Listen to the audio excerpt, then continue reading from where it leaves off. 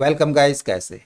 आशा है अच्छी होगी। तो पिवट टेबल में काम करना बेसिकली बहुत अच्छा काम है। इसमें कोई भी टास्क परफॉर्म करना बहुत आसान है। बट हम देखें पिवट टेबल के अंदर इसकी कैलकुलेशन एबिलिटी नहीं है।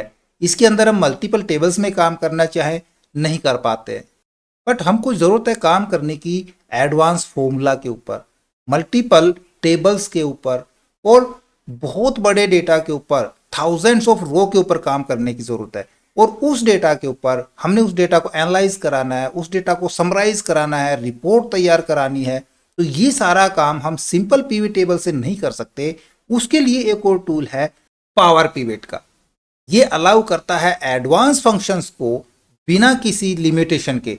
तो पावर पिवट का इस्तेमाल किस प्रकार से करेंगे और ये हमको कहाँ पे मिलेगा, कैसे कैसे हम इसका इस्तेमाल कर सकते हैं, ये सारा स्टेप बाय स्टेप और प्रैक्टिकल करके देखते हैं इस वीडियो में। तो इसमें तक बने रहिएगा। नमस्कार साथियों, मेरा नाम है मनोज कुमार और आप देख रहे हैं कंप्यूटर ज्ञान गुरु चैनल। तो चलिए सीख लेते हैं। अभी देखिए, डेटा मॉडल के लिए आप डेटा मेनू में जाएंगे तो यहाँ पे आपको मिल रहा होगा, देखो डेटा मॉडल। अब ये डेटा मॉडल पावर पिवट का ही दूसरा नाम है। आप इसको एक दूसरे के स्थान पर यूज कर सकते हैं। पावर पिवट के लिए हम इंसर्ट कराते हैं पिवट टेबल और यहाँ पे यूज कराते हैं add this data to the data model. तो ये भी हमारा लगभग वैसा ही काम करेगा। बट यदि हमारे पास ये टूल है डेटा मॉडल का, तो हम इससे किस प्रकार से काम करेंगे। और यदि आपके पास ये टूल यहाँ पे नहीं आता है तो हम एक डेटा मॉडल के लिए अलग से टैब जनरेट करा सकते हैं। उसके लिए आप फाइल मेन्यू के अंदर जाएंगे। फाइल मेन्यू में आपको मिल रहा है यहाँ पे ऑप्शन, और ऑप्शन में यहां से करेंगे हम एड इंस पे क्लिक। एड इंस के अंदर यहां से हम एड इंस चुन लेंगे, कॉम एड इंस को, ठीक है, इसको सेलेक्ट करा लेंगे और गो करा देंगे। अब देखो यहाँ पे आपको मिल रहा होगा option Microsoft Power Pivot for Excel. इसको हमने यहाँ से चेक करा लेना है। यदि आपके पास पहले से चेक है तो आपके पास टैब मिलेगी, अदरवाइज हम यहाँ पे चेक कराएंगे और ओके करा देंगे तो आपके पास देखो यहाँ पे एक पावर पिवट नाम की टैब ऐड हो जाती है और यहाँ पे आपको सारे ऑप्शन मिल जाएंगे। हमने वही ऐड टू डेटा मॉडल का ऑप्शन यहाँ पे मिल रहा है जो भी हमने पाइवेट टेबल के अंदर से देखा था। तो इस डेटा पे आएंगे और इसके अंदर हम कहीं भी रह सकते हैं। अब डेटा देखिए, पहले मैं आपको डेटा दिखाता हूँ। यहाँ पे कुछ सेल्समैन आईडी दी गई है, डेट दी गई है, प्रोडक्ट दिए गए हैं, रिवेन्यू और कॉस्ट है। और इसका नाम मैंने प्रोडक्ट्स रखा है, टेबल का नाम। इसी प्रकार एक दूसरी टेबल है मेरे पास, सेल्समैन नाम की टेबल है जिसका नाम एसएम रखा है।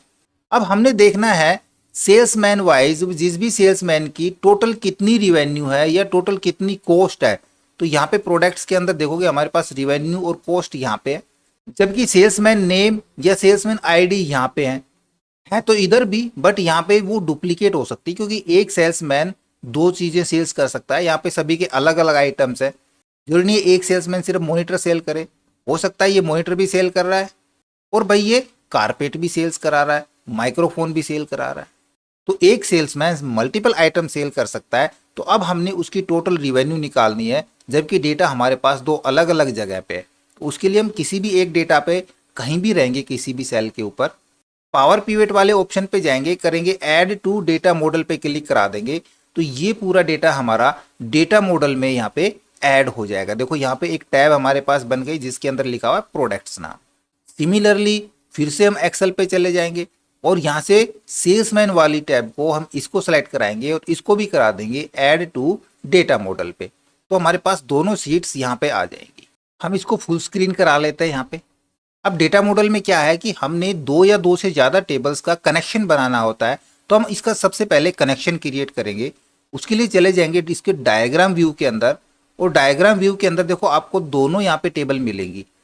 अब इसमें हमने कॉमन फील्ड को ढूंढना है। कॉमन फील्ड कौन से हैं दोनों में, हमने उसका कनेक्शन बना देना है। यहाँ पे देखो सेल्समैन आईडी है और इसमें भी सेल्समैन आईडी है।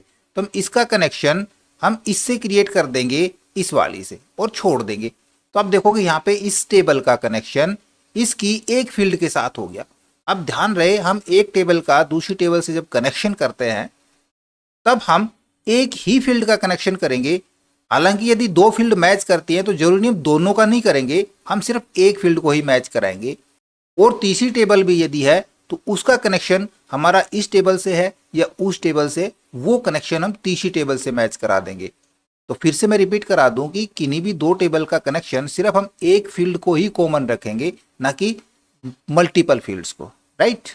अब हमको जरूरत पड़ेगी पावर पिवट की। उसके लिए देखो हम सीधा डायरेक्ट हम यहाँ से पिवट टेबल ले सकते हैं।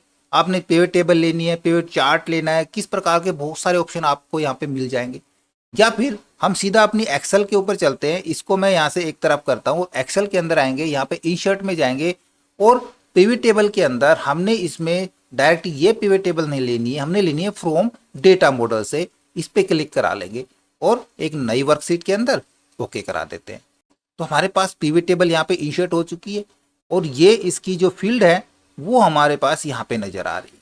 अब हमने जिन जिन टेबल्स को यहाँ पे कनेक्ट किया था, जिनका कनेक्शन बनाया था, वो सारे टेबल्स आपको इधर मिल जाएंगे। हमने दो ही टेबल्स का कनेक्शन बनाया था, दोनों है, दोनों की फील्ड देखना चाहेंगे हम यहाँ से क्लिक करा लेंगे। देखो सभी की फील्ड्स यहाँ पे मिल रही है, सेल्समैन की फील्ड्स भी यहाँ पे मिल रही है। अब हमारा टारगेट क्या है, हमने सेल्समैन नेम वाइज या सेल्समैन आईडी वाइज यहाँ पे मैच कराना है। तो हमने कनेक्शन बनाया था सेल्समैन आईडी का, तो हम यहाँ से आईडी को पिक करा लेंगे। आईडी को हम रो फील्ड के अंदर रख देते, तो सभी सेल्समैन की आईडी यहाँ पे आ गई, जो आईडी हमारे पास प्रोडक्ट के अंदर भी है, ठीक है। अब यहाँ पे बेनिफिट ये होगा कि हम जो काम यहाँ पे लुकअप के जरिए कर सकते हैं, हम वी लुकअप के जरिए भी तो यहाँ पे ले सकते थे, बट वी लुकअप से क्या होता, एक तो हमारा काम बढ़ जाता और हमारी फाइल का लोड भी बढ़ जाता, साइज बढ़ जाता उसका। तो उसके लिए हम डेटा मॉडल का यूज करते हैं, ठीक है। वापस से चलते हैं हम शीट 3 पे और अब यहाँ से हमने इसकी टोटल रिवेन्यू देखनी है या हमने टोटल कॉस्ट देखनी है, वही हम यहाँ से पिक करेंगे और वैल्यू फील्ड के अंदर रख देंगे। तो यहाँ पे जो टोटल रिवेन्यू है ये इस आईडी की है, जो आईडी है 2110, अब ये है 2111, इसकी टोटल रिवेन्यू आ रही है यहाँ पे। ये नहीं है एक प्रोडक्ट की, जितने प्रोडक्ट इस एम्प्लॉय ने बेचे होंगे उन सभी की। हम कॉस्ट भी साथ में निकाल के देखना चाहें, कॉस्ट को भी यहाँ पे रख देंगे। यदि हम डेट वाइज देखना चाहें या हमने डेट के अंदर ओनली ईयर ले रखे और ईयर वाइज उनकी टोटल रिवेन्यू या टोटल कॉस्ट देखना चाह रहे हैं, तो वहाँ पे ईयर वाला कॉलम उठा लेंगे, अदरवाइज हम डेट वाला ले लेंगे। तो यहाँ पे डेट है मेरे पास, तो मैं डेट ले लेता हूँ, इसी से हम समझ लेंगे, इसको कॉलम फील्ड में छोड़ देंगे। तो डेट वाइज हमारे पास सारी सभी एम्प्लॉयज़ की अलग अलग डेट पे अलग अलग ईयर की रिवेन्यू यहाँ पे नजर आ रही है। अब इस प्रकार के डेटा पे आप इसका चार्ट क्रिएट करना चाहें या कुछ और तरीके से इसको दिखाना चाह रहे हैं, हम प्रोडक्ट देखना चाह रहे हैं साथ में, प्रोडक्ट क्या क्या सेल करें, तो डेट की बजाय हम प्रोडक्ट ले सकते हैं।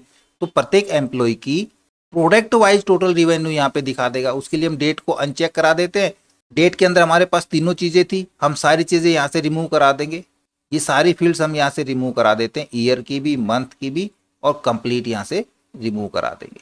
अब हमने सिर्फ यहाँ से प्रोडक्ट को उठाना है और कॉलम फील्ड के अंदर छोड़ देना है। तो प्रोडक्ट वाइज रिवेन्यू ये ज़्यादा बड़ा चार्ट हो जाएगा, क्योंकि हो सकता है दो जो 2110 वाला एम्प्लॉय है इसने सिर्फ एक ही प्रोडक्ट बेचा और प्रोडक्ट लिस्ट हमारे पास ज़्यादा बड़ी हो सकती है। तो ये तरीका हमारा गलत तरीका होगा। हम उसी प्रकार से पिवट टेबल लें जो हमारे काम को ज़्यादा से ज़्यादा समराइज करा सके, ठीक है। तो यहाँ से प्रोडक्ट्स को मैं अनचेक करा देता हूँ और रिवेन्यू हमने ली थी या कॉस्ट ली थी उसको हम वैल्यू फील्ड के अंदर रख लेंगे।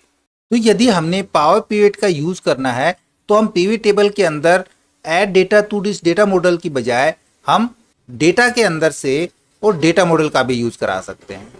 तो एक बार अपना काम इस तरीके से भी करके देखिएगा, ओके।